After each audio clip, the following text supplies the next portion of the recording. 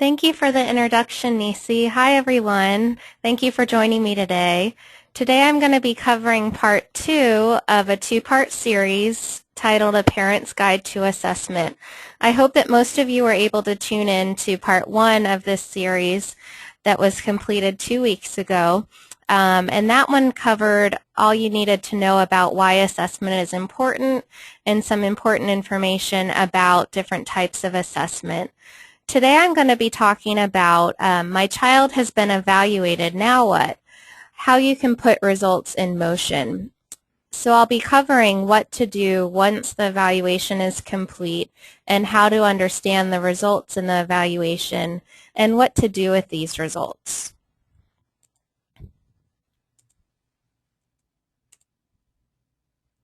So a quick outline of what I'll be covering today. Like I said, I'll be talking about the steps after the evaluation has been completed.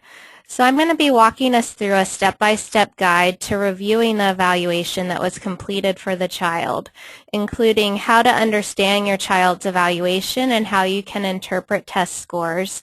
I will say that this is more technical and somewhat dry information. However, it's very critical and will help you better understand the different types of tests that were done for your child and understanding the scores. But again, it is pretty technical information, so just bear with me when I go through that, and it'll probably take some time afterwards to kind of review the information and let it all sink in. I'll also be talking about how to use the assessment results for treatment planning and measuring change. Here are the steps that I'm going to be walking us through to complete after the evaluation has been done. The first step we'll be talking about are just some guidelines for reviewing the evaluation report. This will be the paper copy that you receive after testing has been done for your child that outlines all of the results. I'll then be talking about how you can interpret and understand the results. I'll be discussing kind of the summary, or also known as the big picture. The summary is typically the global picture of what the assessment results are showing. I'll also talk about reviewing recommendations, as well as how to compare new test results to last test results. And then I'll be ending with how you can apply the results of the evaluation to update treatment plans. And just a quick caveat, typically when an evaluation is completed, you'll have a chance to go over all of this with the evaluating clinician. So not all of this is on the parent's responsibility, but it's good to be knowledgeable about all of these steps so that you can feel prepared for the feedback appointment. However, typically an evaluating clinician will set aside some time once the evaluation is complete to go over the results with you as well. So the first step, once you've gotten the evaluation report, is to review it from front to back. You want to make sure that the report makes sense. So as you're reading through it, it can be helpful to highlight or make notes on a copy so that you can circle any areas that aren't quite clear. This you can then go over with the evaluator if needed.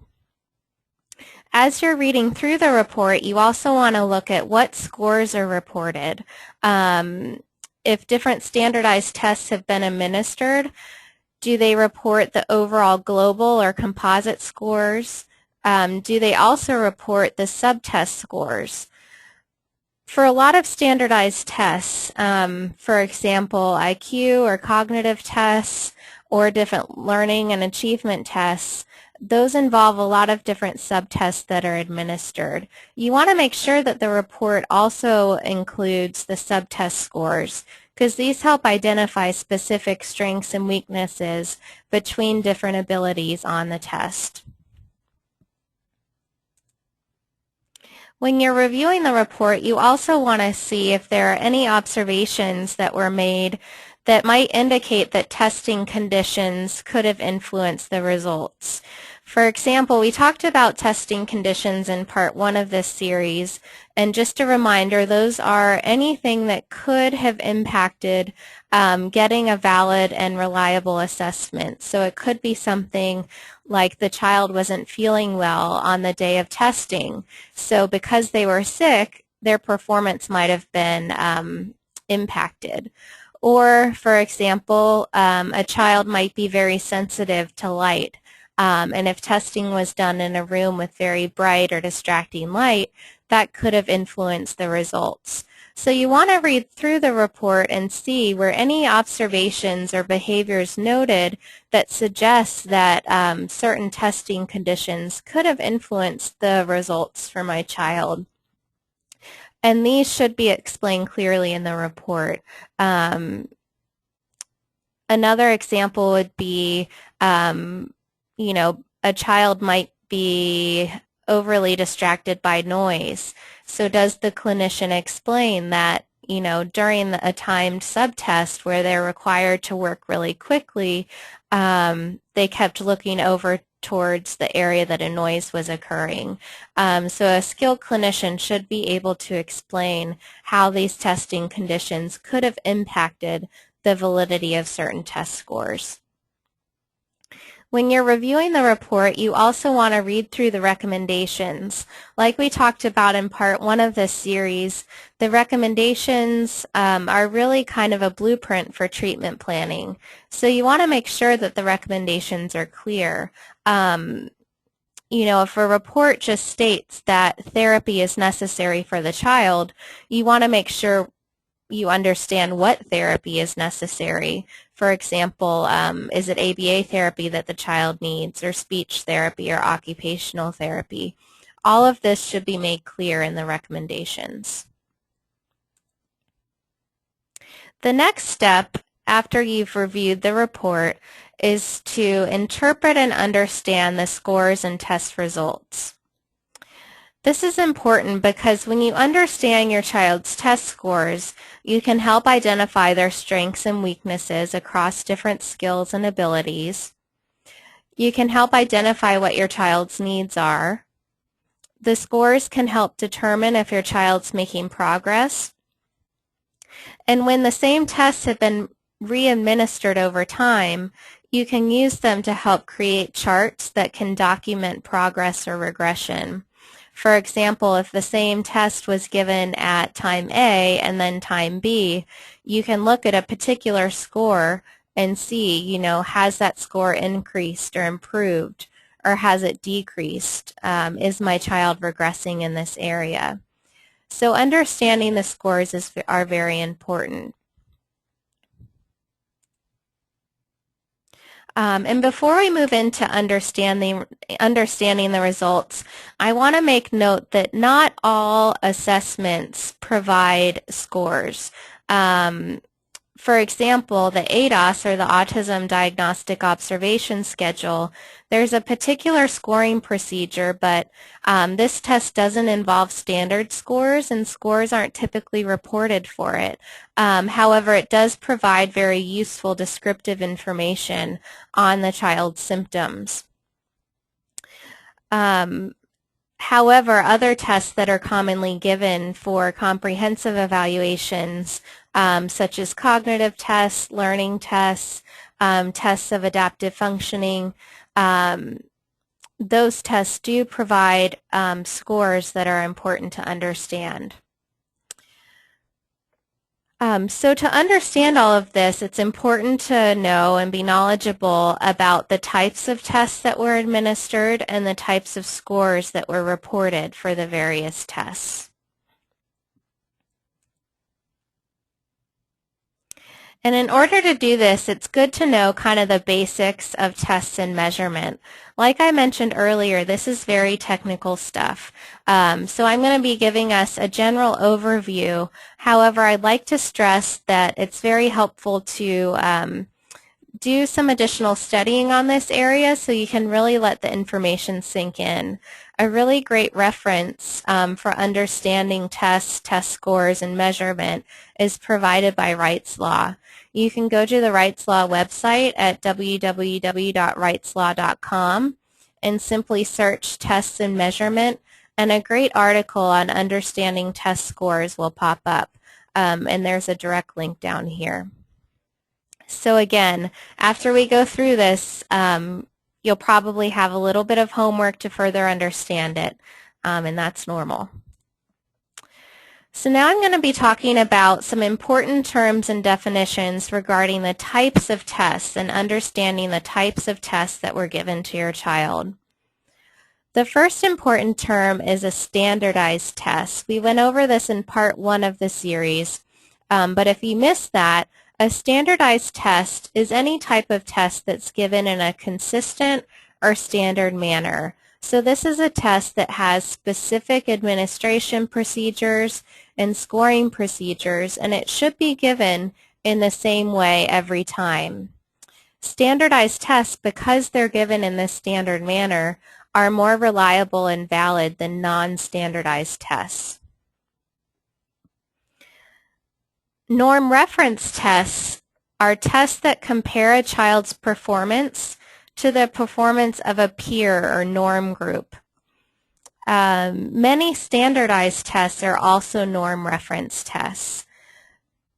Norm reference tests, they'll give you a score, and this score helps you understand, is my child performing above same-aged peers, around average compared to same-aged peers, or below same-aged peers?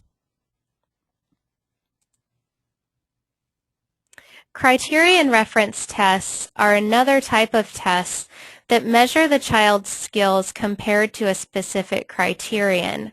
So these tests don't measure the child's skills compared to peers their age. It looks to see, are they meeting this specific criterion or specific level of a skill?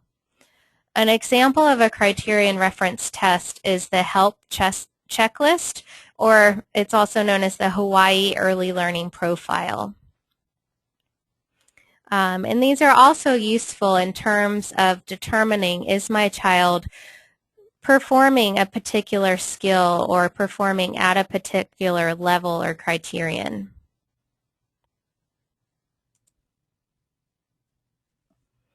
So now we're going to move into important terms to know regarding different types of scores. So we've talked about different types of tests. Now we're going to talk about different scores that are commonly reported by these tests. Okay, I'm going to skip ahead and then go back to that slide real quick. Raw scores are the individual scores or totals before they're converted to a score that helps compare to the child's peers. So raw scores are simply kind of tallied up numbers. You're finding the total of what they scored on a particular subtest or test. Raw scores are scores before they're converted to scaled scores or standard scores so that they can be compared to peers. Standard scores are scores that have an average of 100 and a standard deviation of 15. I'll be defining standard deviation in a minute here. But standard scores are scores that help indicate how far the child's score ranges from the average and same-aged peers. Many standardized tests provide standard scores. So an example of a standard score would be an IQ score of 115. As I said, standard scores help compare the child's score to peers. So we know that standard scores have an average of 100, a standard deviation of 15. So 115 is above average. We know that this person is performing above same-aged peers, and 1 standard deviation above same-aged peers.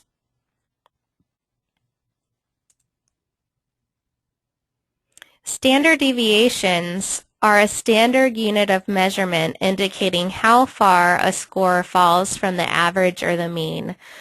A helpful way of understanding what standard deviations are to think of a ruler. A standard unit of measurement on a ruler is an inch. So you're using the inch to measure length. You can think of standard deviations kind of comparable to an inch, and you're looking to see how many inches above or below a child's score is to the mean. So an example of using a standard deviation would be Brad's verbal comprehension index score falls 2 standard deviations below the mean.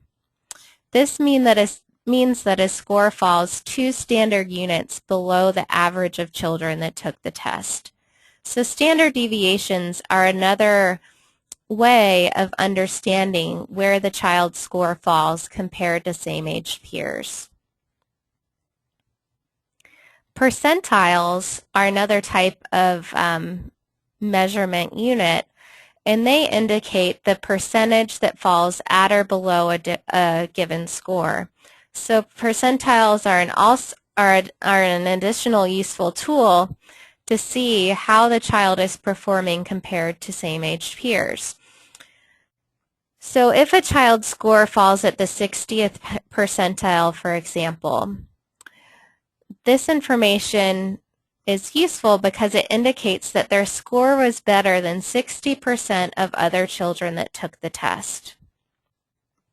If a child's score falls at the 1st percentile, that indicates that their score on that area is only better than 1% of other children that took the test. If we're thinking about smack dab in the middle at 50%, if a child's score falls at the 50th percentile, they're performing better than 50% of other children that took the test. So again, percentiles and standard deviations help provide information of how the child's score compares to peers their age.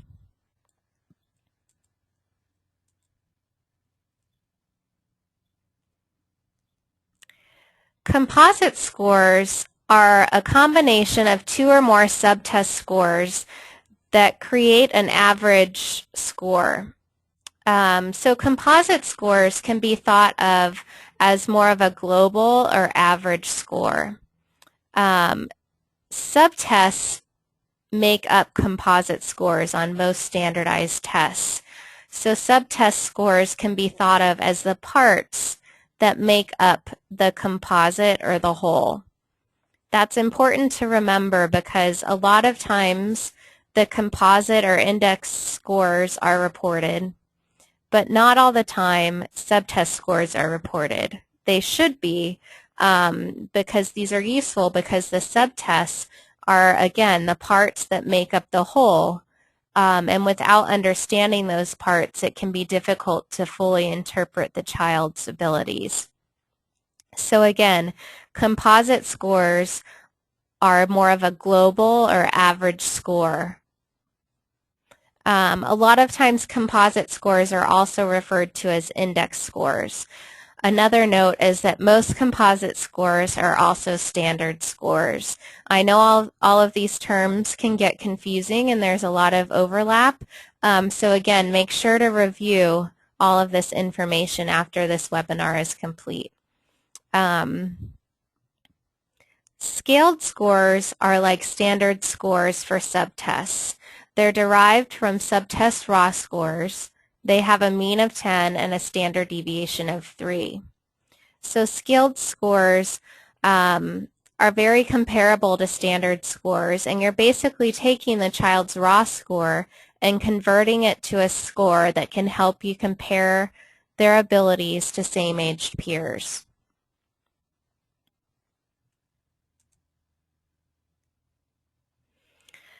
A few other important terms to know regarding different types of scores are grade equivalence and age equivalence.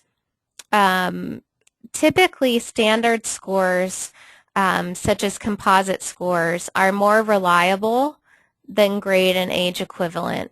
However, these scores can still give useful information about how a child is performing relevant to grades and age. So a grade equivalent is basically the grade level that corresponds to a particular score obtained from a norm reference test. Grade equivalents are typically reported for learning and achievement tests, and they give you information of, for example, in the reading area, the child has a grade equivalent of blank. And that can help you see, is the child achieving at a grade equivalent to their current grade or below their current grade or above their current grade. Age equivalents are the age level that corresponds to a particular score. So these are useful because you can see my child is currently functioning at an age equivalent comparable to their current age, or whether they're functioning at a level below their current age or above.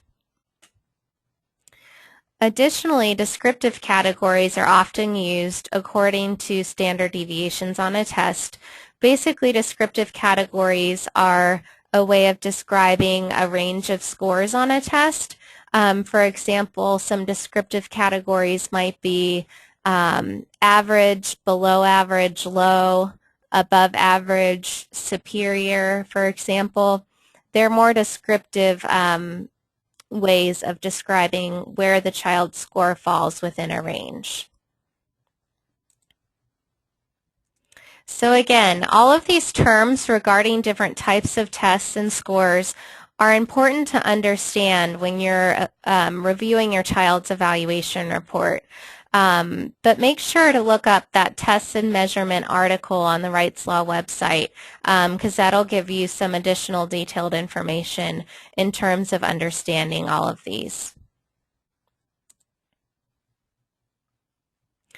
The bell curve is like a curve that you see down here that is a visual representation of the distribution of standard scores and scaled scores.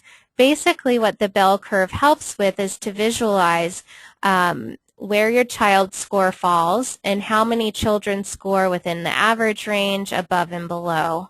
So as you're going through this and all of these technical definitions, a lot of us are visual learners. So the bell curve is a good visual depiction of how to understand all of the different types of scores.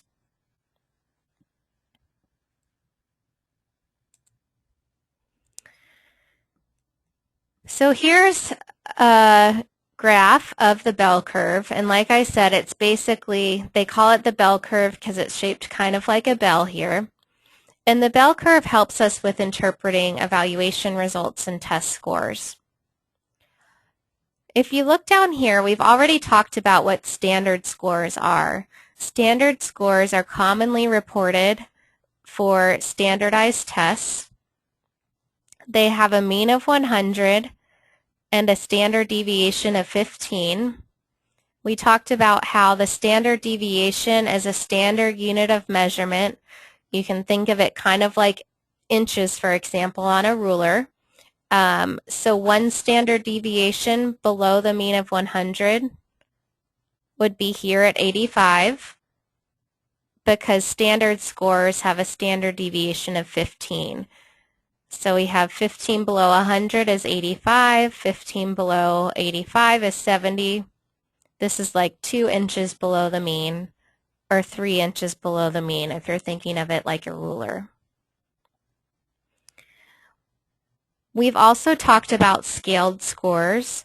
Scaled scores are typically reported for subtests. And if we remember our definitions, scaled scores have a mean of 10, a standard deviation of 3.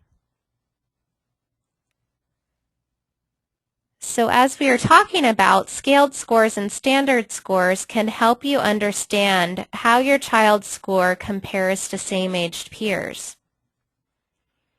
So if your child receives a standard score of 100, which is right here, they're smack dab in the middle in this average range. You can also see that about 68% of children that took the test scored within this big area here.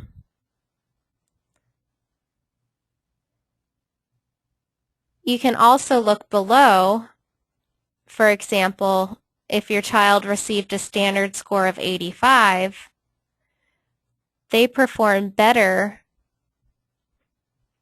than about 16% of other children that took the test.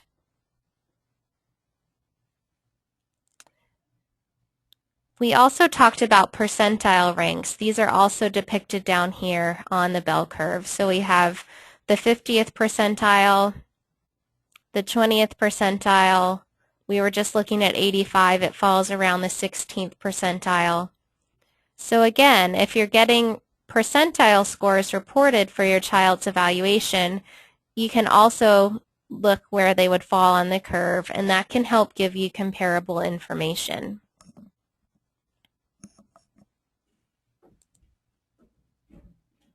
So the bell curve can help you visually make comparisons, again, to see where your child's score falls when compared to a peer group.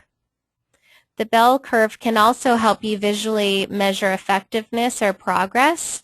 You can actually plot your child's before and after scores on the bell curve and have a visual of how their scores are changing.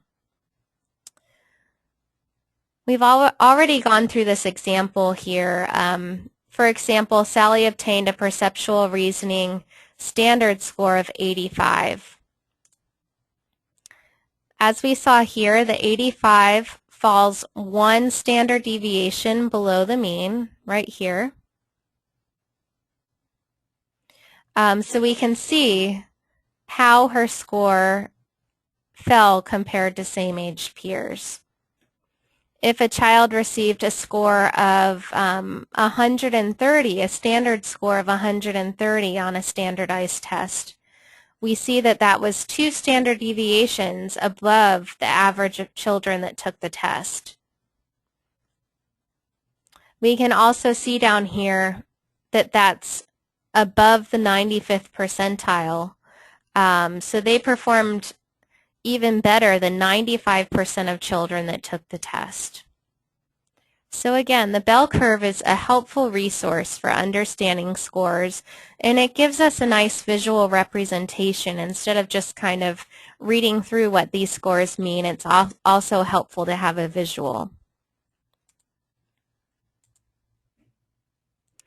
A helpful resource for understanding the bell curve can be found on the Wright's Law website. Here's a direct link to that. If you search bell curve, an article on understanding the bell curve will also pop up. So make sure to visit Wright's Law because they have a lot of good resources for better understanding test scores as well as the bell curve. Now I'm going to walk us through some tips for interpreting tests that use standard scores, composite scores, and subtest scaled scores. So some examples of standardized tests that use these types of scores are intelligence tests, achievement tests, speech and language tests, and some standardized parent report measures such as the Vineland. All of these types of standardized tests have standard scores, composite scores, and subtest scaled scores. Again, when we're talking about these, remember that composite scores can be thought of as the average or the whole score, and subtest or scaled scores can be thought of as the parts that make up the composite or the average. And you really want to make sure that both of these are reported in an evaluation if the test does involve subtests. So the first step when you're reviewing the scores are to review those composite standard scores. These give you an overall picture of the child's abilities in general areas and kind of more broad areas of functioning. So you want to look at the standard score. You want to see if any descriptive categories were reported, such as average, low average, high average, superior. And you also want to see what the percentile is. Again, all of this information here helps you compare your child's scores to same-aged peers. You also want to look across the composite standard scores to see if there's any significant differences between their more global areas of functioning. For example, on a cognitive or IQ test, you can look across the different composite scores to see, for example, are there any big differences between the child's verbal and nonverbal abilities? You can also look to see on a speech and language test, for example, are there any big differences between the child's broad receptive and expressive language skills? You can also see, are any of the composite scores significantly high or significantly low? And typically a report will explain any significant differences that were found between the child's broad areas of functioning as measured by the test. So after you review the more broad composite scores, you also want to look at the subtest scores that make up each composite. This helps you see if there's any significant scatter or difference between the abilities that make up that more general area. It can also help you see if the child has any strengths and weaknesses relative to their own abilities or compared to same-aged peers. So you can see, are there any big outliers? Are there some skills as measured by the subtest that are extremely high, or are there any that are particularly low? The subtest scores help give you more specific information about individual skills, whereas the composite scores give you more general information about more global areas of functioning. This is important because if only composite scores, think of these as averages, are reported, you might miss the outlier skills that factor into the composite score. So there could be a really high score on one of the subtests that isn't necessarily depicted in the composite or average.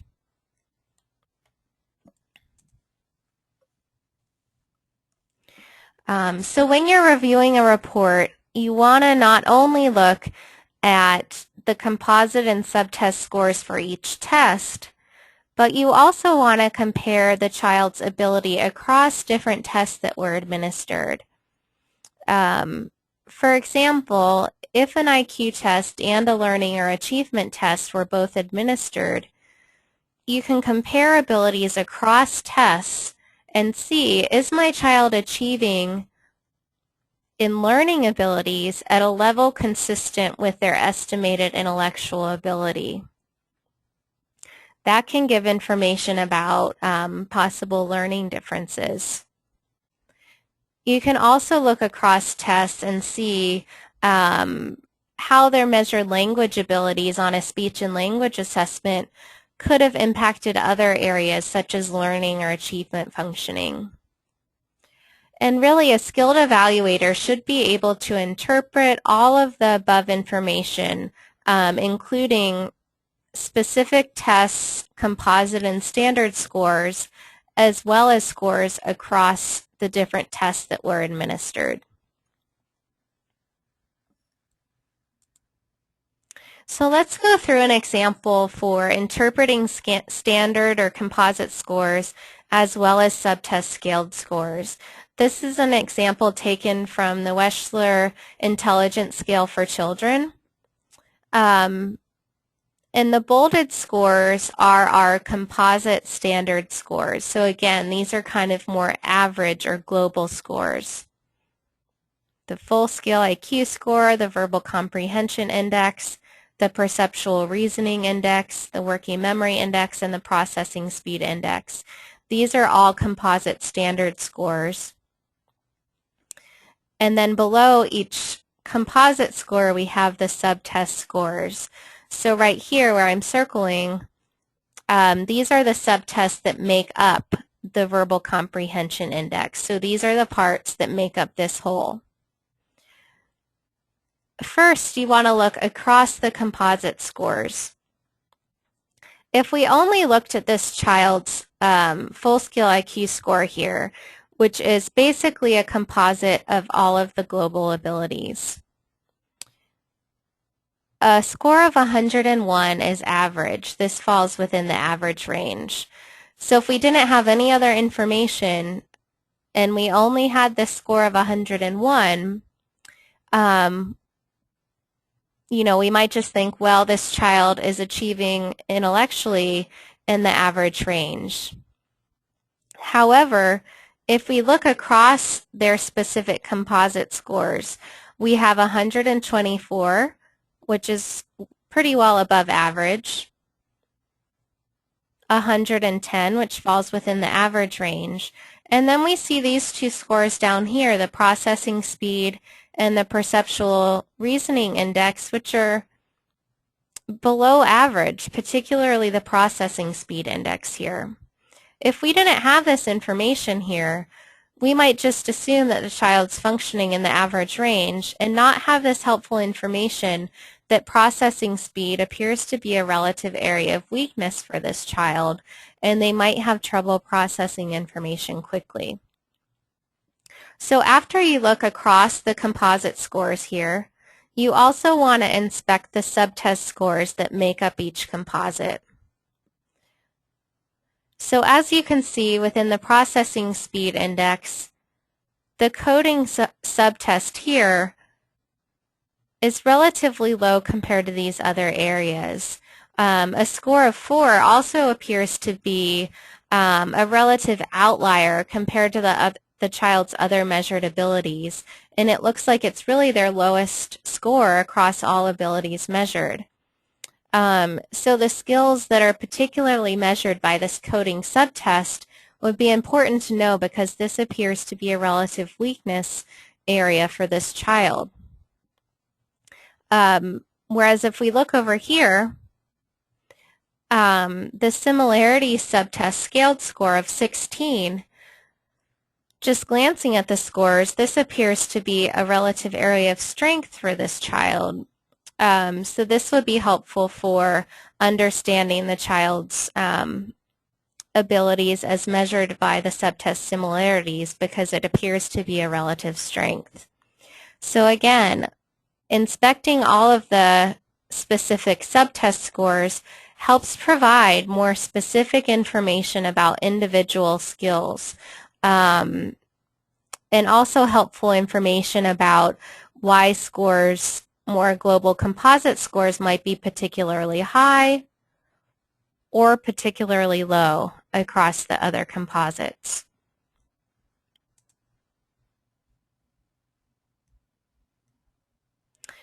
So just to summarize with that example, there were significant differences between that child's composite scores and between their subtest scores.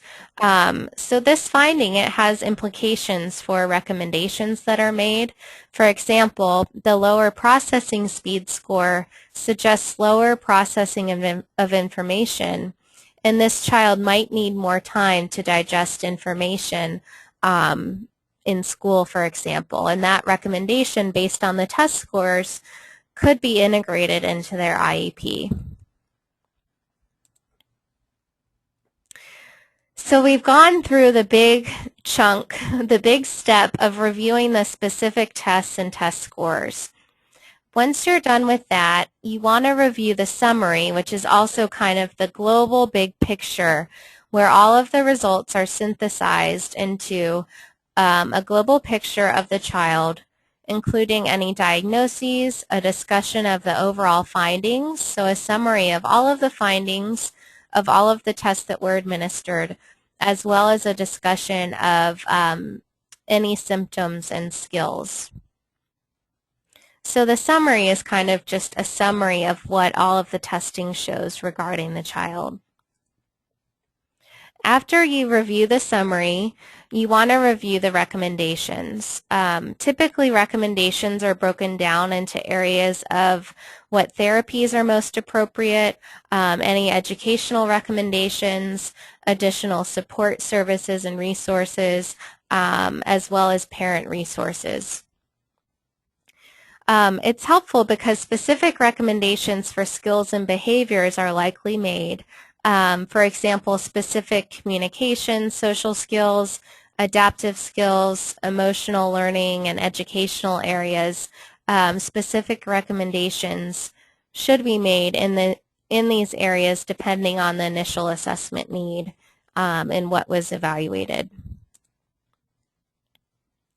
So as we talked about in part 1 of the series, the results and recommendations can be thought of as a blueprint for treatment planning. So once you have the evaluation complete, it's helpful to provide a copy of the report to any clinicians, teachers, or therapists who are working with your child.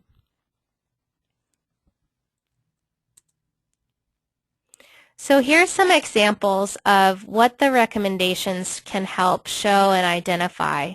So for example, let's say the test results indicated that the child has a weakness in the area of social skills. The recommendations will specifically outline what social skills should be targeted in therapy. So for example, the report might say, within the area of social interaction, the following should be specifically targeted in therapy: appropriately responding to the approaches of others, initiating and sustaining appropriate interactions with peers, cooperative and reciprocal one-on-one and group play. These are examples of how specific recommendations can be. So they should really outline what particular areas the child needs help with. This information can then be given to behavior therapists, speech therapists, teachers, the school, so that these specific social skills can be worked on. Here's a learning example based on a reading assessment. Let's say Sarah obtained a low reading score on a test, on an achievement or learning test. A recommendation might note that Sarah would benefit from a remedial reading program targeting reading comprehension skills. Or recommendations might say that based on test results, Bill appears to be a visual learner. Visual aids and visually presented information should accompany orally presented information. So these specific recommendations, again, are pulled from specific test scores and specific information that the testing indicates. And this helps provide specific recommendations that can be followed by the child's treatment team. So after you've reviewed the results and recommendations, if your child has had, if this is a reassessment or they've had multiple assessments, you can compare the new results to the old results. As we talked about in part 1 of this webinar series, reevaluations are really important, and assessment should be viewed as an ongoing process. That initial evaluation can be used as a baseline so that you can compare new testing results to old testing results and help measure change. So if the same tests were readministered for a child, you can look at the scores and see, have any of the scores changed and what is the difference? You can use the bell curve that we looked at earlier to visually represent the changes. You can plot your child's scores on the bell curve and give yourself a nice visual of how their scores are changing. You can also see, are they moving towards meeting any specific criterions? But again, you're only going to get this information if your child is being reevaluated. And it's important to remember that not all evaluations include tests that provide standard scores. So for example, the ADOS and the ADIR provide more descriptive information about the child's symptoms and areas of functioning related to autism. However, just because they don't provide standard scores, you can still compare new results to old results. For example, a reevaluation might indicate that Tommy's expressive communication has increased since his last administration of the ADOS. This information can be gathered from observation done by the ADOS. His reciprocal social interaction skills are currently the most significant area of deficit. So reevaluations of the ADOS can help provide some descriptive or qualitative information on how the child's skills are changing. So again, not all tests provide those standard scores, but really useful measures such as the ADOS and ADIR can still provide some comparison information on how the child is changing. One helpful tool is to chart or graph your child's test scores across time. So you can use pre- and post-test scores to make a visual graph of your child's progression or regression if the same tests have been re-administered. You can use this information and compare it to any other data, such as ABA therapy data and specific skills that they're targeting in ABA, for example. So you can create just a simple graph on your own. You can use graphing paper, or if you want to get fancy, you can use a graphing system on the computer. However, this can be pretty simple, and it can give you an additional visual picture of how your child's skills are changing over time. So let's say that the Vineland Adaptive Behavior Scale has been re-administered at multiple intervals across time for your child. Here in this graph, this Vineland was administered at 3 different dates over time. This blue line here depicts the expressive communication score. So this graph helps us see how the child's expressive communication has changed over time. We see between date 1 and date 2, there wasn't a change at all. So no change. This gives you information that possibly the child isn't responding to treatment right now. Maybe we should update their treatment plan or try a different methodology to help work on their expressive communication. If we look between date 2 and date 3, we see an upward trend here showing that their expressive communication skills as measured by the Vineland appear to be improving. So if we did re-administer a new treatment here, we can see that it's starting to make positive change. If we look up here, looking at the fine motor scale of the Vineland, we can see that there's been a gradual upward trend in fine motor skills for this child. So again, this can show you and give you a visual of how the child's skills are changing over time. And reevaluations are what can provide you with this data. And it's really a helpful tool, to measure change and to use those test results to help give information on how your child is progressing and what might need to be tweaked in their treatment plan. So like we've already gone over, you don't want to stop when you get the report. You want to provide the report and any data regarding changes in skills, such as the graphs that we just went over, to those working with your child. You want to make sure that the evaluation report and recommendations are being integrated into your child's treatment plans.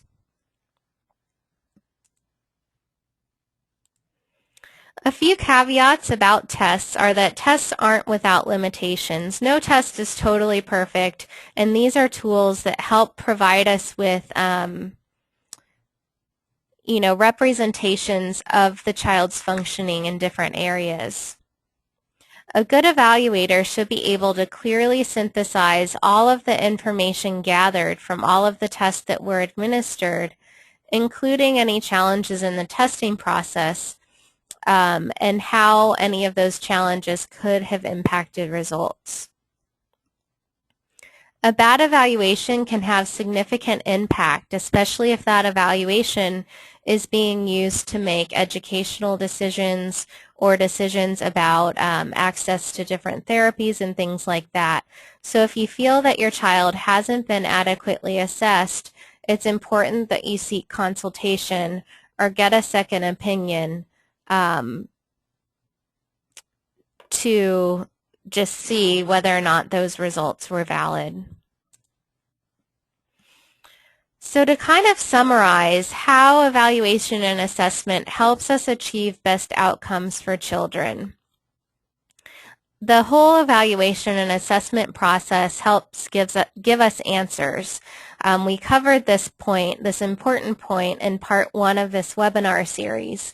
Assessment and evaluation helps provide answers. Answers regarding your child's diagnosis, what type of intervention is necessary, specific areas or skills that should be targeted in their treatment or education, whether they're having a positive or negative response to treatment, how their skills and symptoms are changing, both quantitatively through their scores as well as qualitatively through descriptive information, and how much closer measure skills are to a predetermined criterion or goal. So again, to recap, assessment and evaluation helps provide answers to all of these important areas. Here's a quick list of some helpful resources and references. I'll go back to this page in a moment so that you can be looking at it as I get to some questions. Before we start with questions, though, I'd like to remind you, Nisi touched on this during her introduction, but visit our website, www.johnson-center.org. We have a lot of very helpful up-to-date information that can be accessed through our blog, which is also on our website, our Facebook page, and a lot of helpful parent resources, as well as any upcoming events that we're hosting. So let me go back to this resource page, and I'm going to pause the screen for a moment while I look at questions. It looks like we have about 5 minutes for questions, so I'll see how many I can get to.